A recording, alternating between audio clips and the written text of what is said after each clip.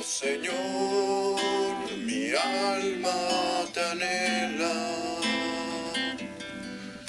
hambre y sed tengo de tu presencia, mi corazón late por ti, solo en ti quiero estar. Evangelio de Lucas, capítulo 5, versículos 12 al 32.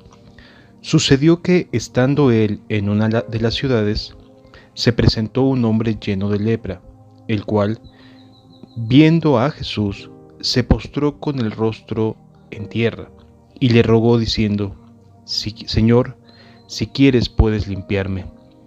Entonces, extendiendo él la mano, le tocó diciendo: Quiero, sé limpio. Y al instante la lepra se fue de él. Y él le mandó que no lo dijese a nadie, sino ve, le dijo, muéstrate al sacerdote y ofrece por tu purificación según mandó Moisés, para testimonio a ellos. Pero su fama se extendía más y más, y se reunía mucha gente para oírle, y para que le sanase de sus enfermedades. Mas él se apartaba a lugares desiertos y oraba. Aconteció un día que él estaba enseñando y estaban sentados los fariseos y doctores de la ley, los cuales habían venido de todas las aldeas de Galilea, de Judea y Jerusalén, y el poder del Señor estaba con él para sanar. Y sucedió que unos hombres que traían en un lecho a un hombre que estaba paralítico, procuraban llevarle adentro y ponerle delante de él. Pero no hallando cómo hacerlo a causa de la multitud, subieron encima de la casa, y por el tejado le bajaron con el lecho, poniéndole en medio delante de Jesús. Al ver Jesús la fe de ellos, le dijo al hombre: tus pecados te son perdonados. Entonces los escribas y los fariseos comenzaron a cavilar, diciendo: ¿quién es este que habla blasfemias? ¿Quién puede perdonar pecados sino solo Dios? Entonces Jesús, conociendo los pensamientos de ellos, respondiendo les dijo: ¿qué caviláis en vuestros corazones? ¿Qué es más fácil decir: tus pecados te son perdonados, o decir: levántate y anda? Pues para que sepáis que el Hijo del Hombre tiene potestad en la tierra para perdonar pecados, dijo al paralítico: a ti te digo, levántate, toma tu lecho y vete a tu casa. Al instante, levantándose en presencia de ellos y tomando el lecho en el que estaba acostado, se fue a su casa glorificando a Dios. Y todos, sobrecogidos de asombro, glorificaban a Dios, y llenos de temor decían: hoy hemos visto maravillas.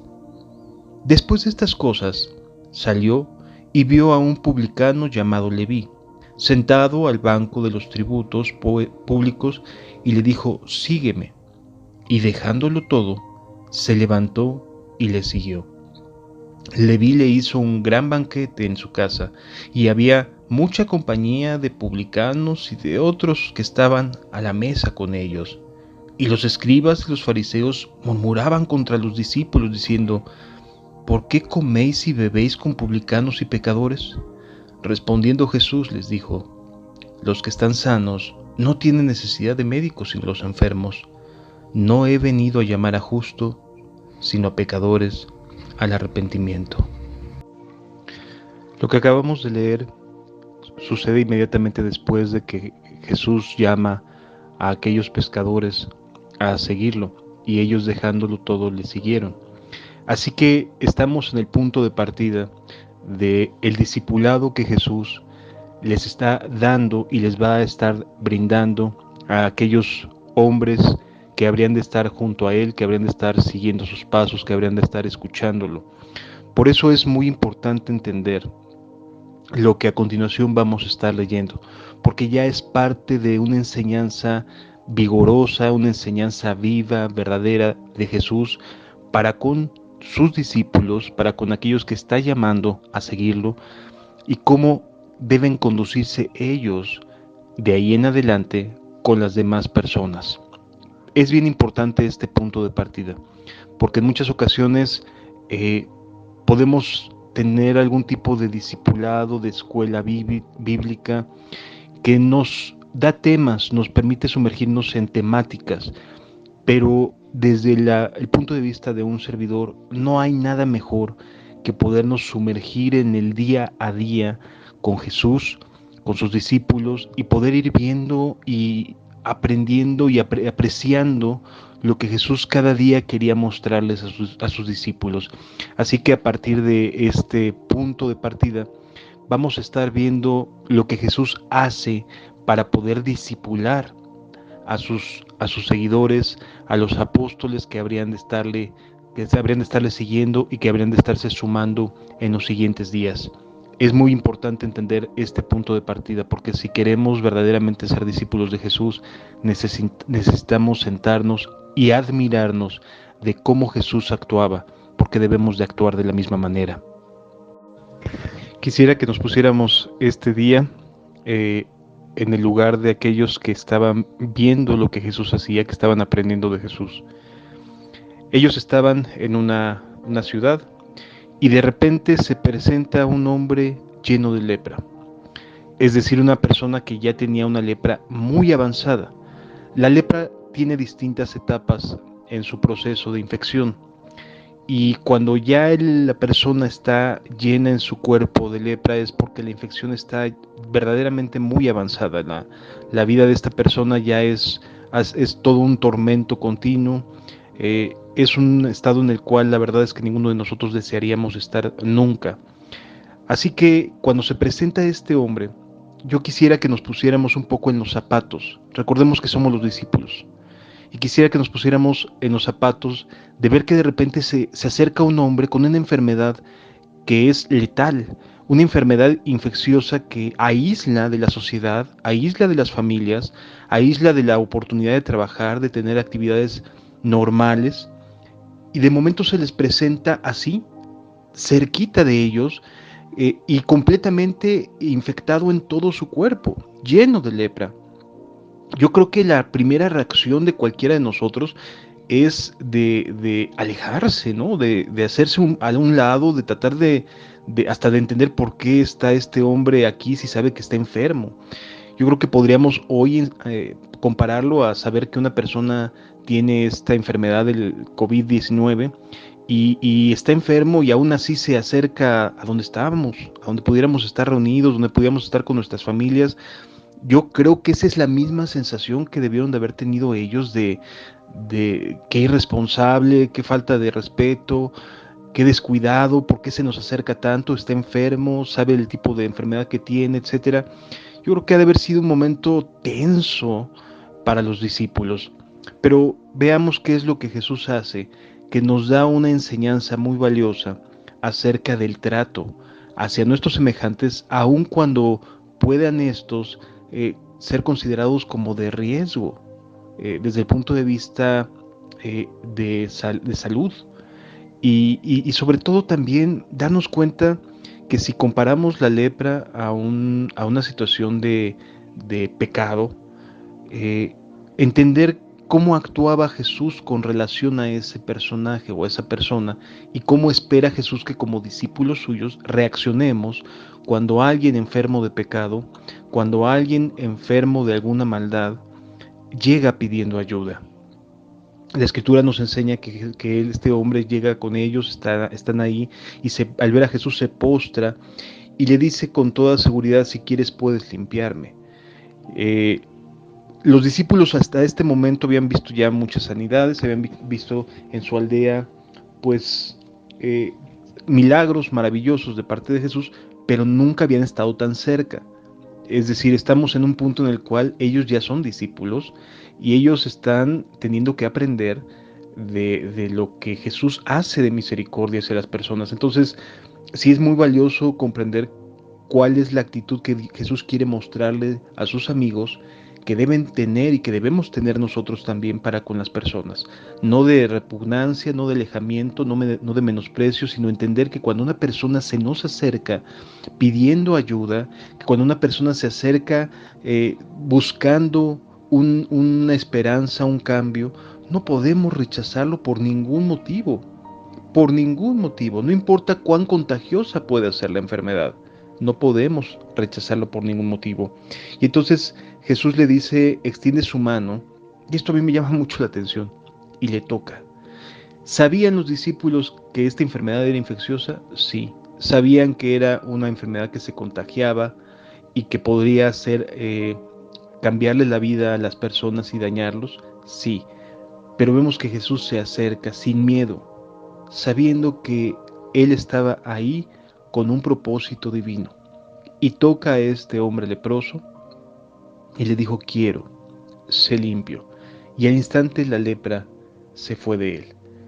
¿Qué les queda a ellos como discípulos? ¿Qué nos debe quedar a nosotros de esta experiencia? De ver que alguien que para nosotros podría resultar repugnante, difícil, complicado de sobrellevar, pecador, alguien que tiene sus mañas, que tiene sus formas de vida, etcétera, se acerca a nosotros, ¿cómo debemos de actuar? Pues aquí Jesús nos enseña cómo, acercándonos a Él, ¿sí? Acercándonos a Él, ayudándolo, tocándolo, es decir, que sienta empatía, que la persona pueda saber que no le tenemos miedo, porque no somos mejores que ellos. Entonces, esta enseñanza que a mí me deja como discípulo es jamás, jamás rechaces a nadie que Dios te acerque, porque es Dios el que se acercó a este leproso a su vida. Jamás rechaces a nadie que Dios te acerque a tu vida, porque quiere usarte para que esa persona sea limpia y esa plaga de lepra, de enfermedad o de pecado sea quitada de la vida de ese ser humano. Una vez que este hombre es curado, le pide que no lo difunda, que sea discreto y que más bien vaya a cumplir lo que la ley de Moisés decía acerca de la persona que era curada de lepra. ¿Por qué? ¿Por qué Jesús hacía esto? En primer lugar, porque Jesús quería pasar en alguna medida desapercibido, no quería llamar tan pronto la atención. Quería ser alguien discreto en su actuar, en su ministerio, y quería evitar que gente o demasiada gente estuviera alrededor suyo o buscándole solamente por cuestiones o por motivos incorrectos. Aquí nos encontramos con un Jesús que desea predicar, que desea sanar y que desea que las personas sean libres, queden restauradas, restituidas en Dios de una manera correcta, con un corazón por los motivos correctos. Y entonces le pide que por favor no lo difunda, no lo haga público, sino que vaya también a presentar la ofrenda de la purificación que mandó Moisés. Es decir, que dé testimonio del cambio que se había ejercido en su vida.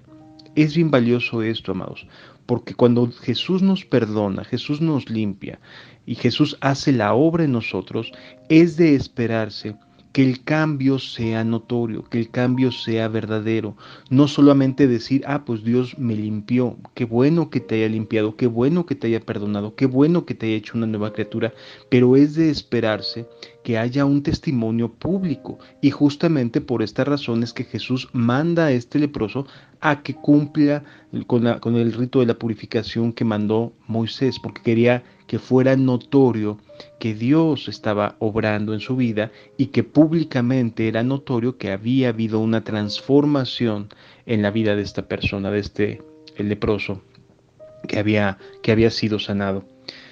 Pero bueno, su fama se difunde, se extiende más allá y mucha gente quiere acercarse para oírlo, quiere sentarse junto a él, quiere estar presente y quiere que Jesús lo sane de sus enfermedades. Esto producía un arduo trabajo en los días de Jesús. En otras palabras, Jesús no dejaba de trabajar, no dejaba de estar haciendo la obra del Padre, no dejaba de sanar, no dejaba de predicar la palabra de Dios y buscaba, el versículo 16 dice, mas él se apartaba a lugares desiertos y ahí oraba.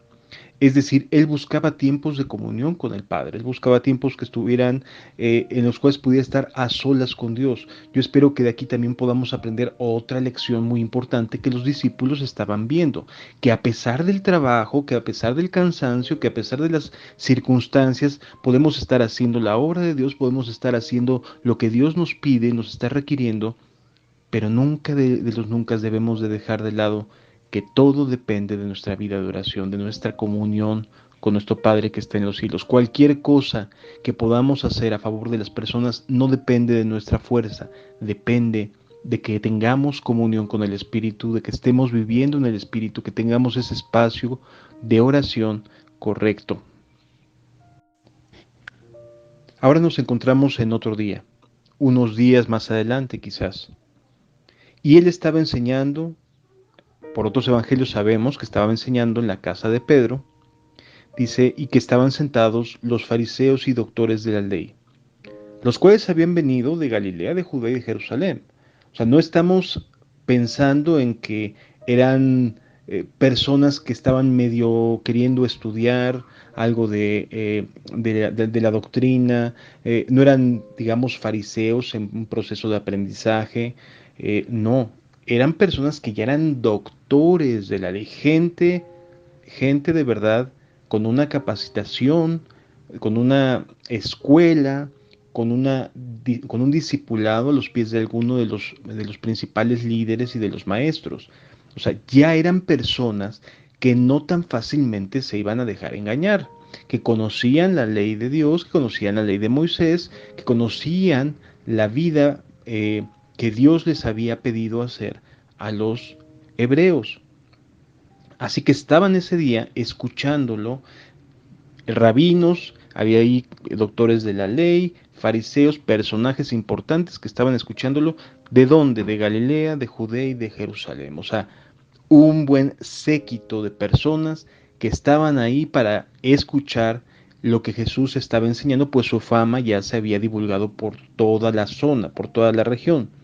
Y entonces, de repente, imaginemos nuevamente que estamos sentados ahí escuchando a Jesús, está él enseñando, y ahí por el techo empieza a descender un lecho, una camita con una persona que está enferma de parálisis corporal, que no puede valerse por sí misma, que está enferma nuevamente con una situación que le imposibilita valerse por sí mismo. Y entonces Jesús nota que las personas hicieron un esfuerzo, que los amigos de este paralítico hicieron un esfuerzo que rebasaba, pues la verdad, la creatividad, que rebasaba las formas y los formatos de respeto hacia la casa y que definitivamente fue una manera atrevida de hacer las cosas. Y entonces Jesús, al ver la fe de ellos, dijo al paralítico, eh, tus pecados te son perdonados. En ese momento se crea una controversia. Esta controversia es un choque de ideas, un choque de enseñanzas, un choque de todo lo que habían escuchado de parte de los doctores de la ley, tanto los discípulos como las personas que estaban escuchando. Se genera una situación tensa en ese momento. ¿Por qué? Porque desde un principio los discípulos, en este caso ya son discípulos de Jesús, pero habían crecido con toda digamos, una inercia, una forma de creer, una manera en la cual enseñaban los doctores de la ley, los fariseos. En otras palabras, aquí hay un choque entre lo que habían aprendido antes y lo que ahora Jesús les enseñaba como discípulos suyos. Y este choque es totalmente normal, nos sucede a todos los seres humanos. Llámese que a lo mejor vengamos de haber crecido en el catolicismo, en los rituales, en la vida que nuestros padres nos heredaron desde el punto de vista religioso, a que eres católico y que bautizas y estos, a los llamados sacramentos eclesiásticos, ¿no?, de la Iglesia Católica. Y a lo mejor vienen con este tipo de inercia, ¿no? De forma de pensar. Y de momento Jesús genera un choque en esto que venimos aprendiendo. Genera una controversia, un momento en el cual hay que tomar decisiones acerca de seguir creyendo como lo venía haciendo o creer en lo que Jesús, en este caso, está enseñando. Entonces genera un conflicto. Y es bien interesante porque es un conflicto no de menor tamaño. Estás hablando de un atrevimiento de un ser humano, así lo veían ellos, ejerciendo la autoridad de perdonar los pecados de una persona. No es cualquier cosa, porque para los judíos la manera en la que se perdonaran los pecados era por los rituales, por los sacrificios que Moisés había enseñado. Por lo tanto, lo que Jesús estaba haciendo estaba fuera del templo, estaba fuera de los sacrificios, estaba fuera de todo lo que conocían para perdonar pecados. Fue un golpe duro a todo aquello que habían aprendido tanto los doctores de la ley y los fariseos, como también los propios discípulos y la gente que escuchaba. Y entonces todo mundo se quedó con una cara de ¿cómo voy a creer esto? Si a nosotros Dios nos dio los sacrificios, si a nosotros Dios nos dio los rituales, nos dio la forma de purificarnos, etcétera. Entonces aquí encontramos una controversia no pequeña por un motivo de verdad de muchísimo peso, un motivo doctrinal fuertísimo que tiene que ver con los sacrificios del perdón. Esto es muy, muy importante porque si nosotros escuchamos a Jesús diciendo así se deben de hacer las cosas o escuchamos que ejerce la autoridad para perdonar pecados y nosotros hemos crecido con unas ideas, con una forma, seguramente va a generar un conflicto en nuestras mentes como se lo generó a aquellos discípulos. Pero Jesús es alguien que no solamente habla por hablar, sino es alguien que demuestra, alguien que ofrece evidencias por las cuales creerle. Y aquí lo encontramos justamente en un momento en el cual habría que tener una fuerte evidencia de lo que estaba diciendo. Tenemos que tener bien presente que el conflicto que se estaba generando era un conflicto que habría de causar una división en las ideas, en las creencias de las personas que estaban viendo y oyendo lo que ahí se estaba sucediendo, lo que estaba pasando ahí. ¿Le creo a Jesús o no le creo a Jesús? Me aferro, me hago uno con lo que he crecido, con las ideas en las cuales he crecido, con los formatos, con lo que me han enseñado que es correcto y que efectivamente, por cierto, era correcto hasta ese punto. Los rituales, los sacrificios, la forma de vida religiosa había sido otorgada por Dios a través de Moisés y había sido respetada o más o menos respetada en la mayoría de los casos durante ya muchos siglos. Así que este era un desafío que eh, no podría más que generar dos tipos de reacciones. O sigo a Jesús y creo que Él tiene autoridad para perdonar pecados, o sigo con los rituales y los hábitos que me enseñaron desde pequeño. Es un momento en el cual cualquiera que ha crecido a la sombra de alguna fe, sea católica, sea protestante, evangélica, pentecostés o como nos queramos poner de sobrenombre, es un reto cuando Jesús nos enseña algo nuevo, cuando Jesús se coloca por encima de los usos y costumbres, de los hábitos, de las enseñanzas que hemos recibido, de las doctrinas que hemos aprendido. Es todo un reto, pero tenemos que tomar una decisión. No hay forma de que podamos seguir a Jesús y al mismo tiempo abrazar y querer mantener formas en las cuales hemos crecido quizás durante mucho tiempo. Desde un punto de vista del discípulo que está sentado escuchando, seguramente hubo un conflicto en su mente. ¿Qué es esto? ¿A qué nos estamos acercando? ¿Quién nos mandó a llamar? ¿Quién nos está convocando a seguirlo? Y entonces Jesús les dijo, porque obviamente le hacen un cuestionarse en los corazones de las personas.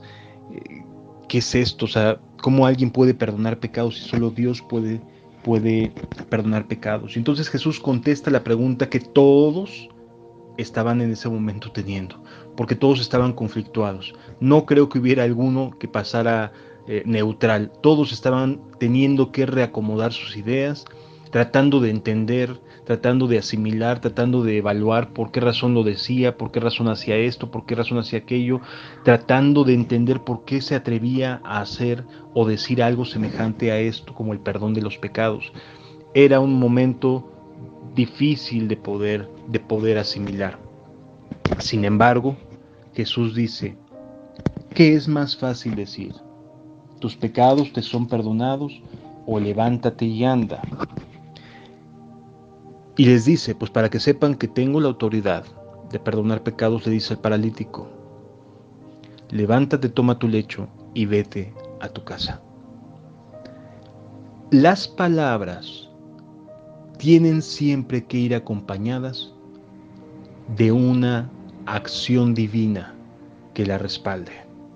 No importa cuán capaces seamos y cuán diestros seamos en doctrinas cristianas, siempre tendrá que haber poder de Dios detrás de cualquier palabra que procuremos predicar. Indudablemente Dios va a respaldar.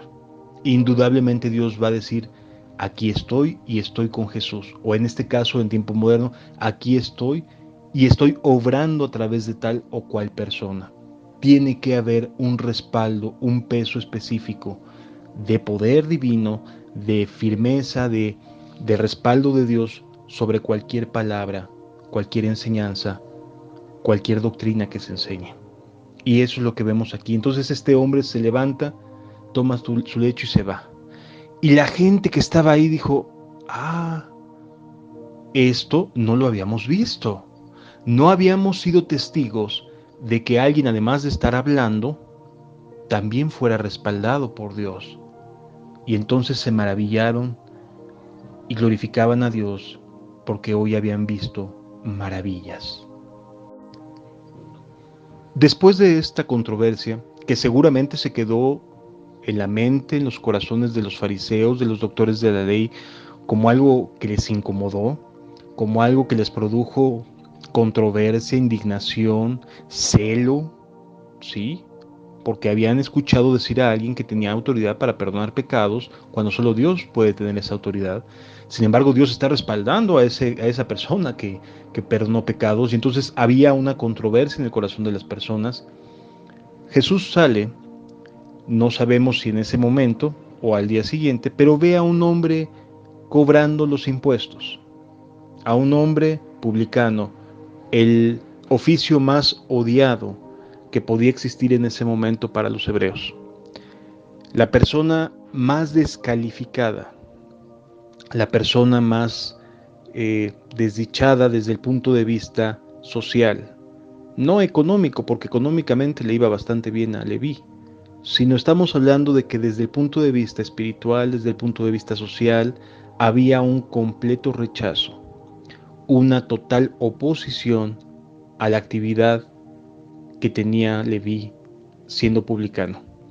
Era considerado un pecador, era considerado como una persona indigna de poder estar o sentarse con personas que amaran a Dios, que buscaran su rostro.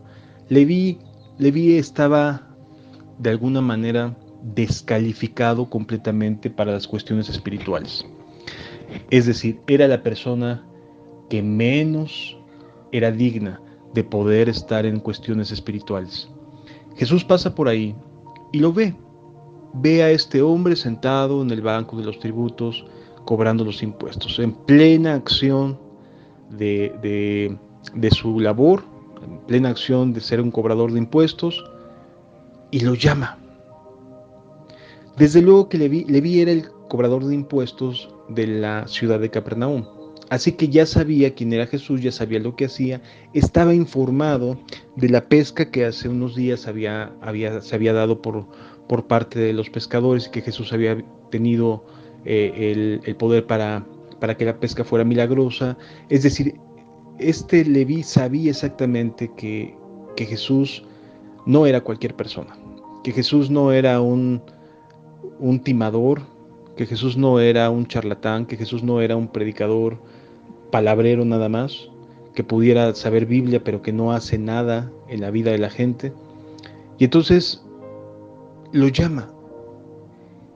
¿Cómo habrá estado el corazón de Leví anhelante de que fuera cambiada su vida? Que en el momento en que Jesús le dice, ven, él dejándolo todo se levantó y lo siguió. Qué complicado para aquellos pescadores que eran el objetivo de los impuestos entender este llamado.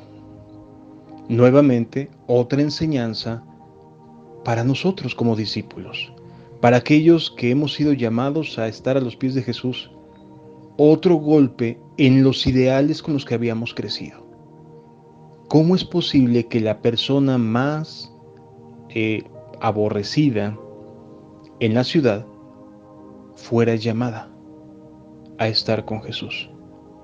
Un nuevo choque en los pensamientos de ellos. Si nos vamos dando cuenta, hermano, que estás escuchando este audio, hermana, si nos vamos dando cuenta cómo Jesús va literalmente aplastando, destruyendo todas aquellas cosas en las que fuimos creciendo y que fuimos siendo enseñados, doctrinas, mandamientos de hombres, ideas, costumbres, hábitos, cómo Jesús va cambiando la mentalidad. Ahora ponía un nuevo reto en sus discípulos. Si nuestro maestro acepta a alguien como él, también yo tengo que aceptarlo. Si nuestro maestro le da la bienvenida a un personaje que estaba sentado en el pecado, cobrando los impuestos, ¿quién soy yo para decirle tú no eres bienvenido, tú no eres capaz, tú no eres digno? Esto es muy valioso también entenderlo como cristianos. Si queremos seguir a Jesús, no existen, y entendámoslo bien y que se escuche fuerte y claro, no existe una persona a la cual Dios llame que nosotros tengamos la autoridad para decirle tú no. No puede existir. Si soy cristiano no puedo estar siguiendo este ejemplo de mi maestro y decirle a una persona no, tú no eres digno. Pero para nada más. Aquí encuentro la misericordia de Jesús para con la persona más aborrecida de esa aldea, de esa ciudad. Entendamos entonces estas verdades, hermanos.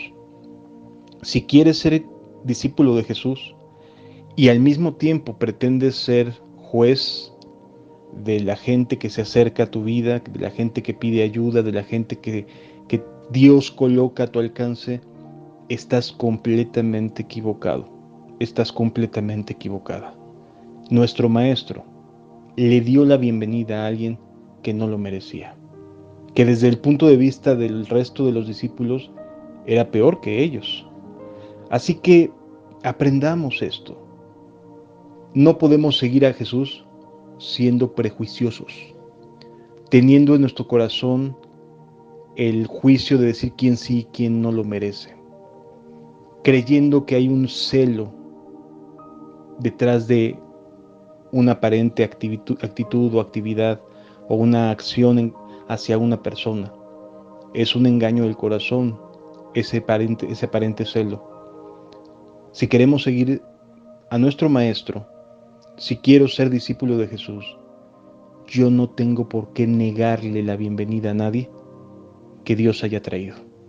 No tengo por qué juzgar a alguien, aunque lo haya visto en el mero acto de su pecado, si Jesús lo llama. Por supuesto que va a dejar ese pecado. De eso no cabe la menor duda. ¿Estaba en la mesa de los tributos Leví en ese instante? Sí. Y en ese instante Jesús lo llama. Y en ese instante cambia Leví, se arrepiente y comienza a seguir al Señor Jesucristo. Amados, yo no sé si tú quieras ser discípulo de este Maestro, pero yo sí.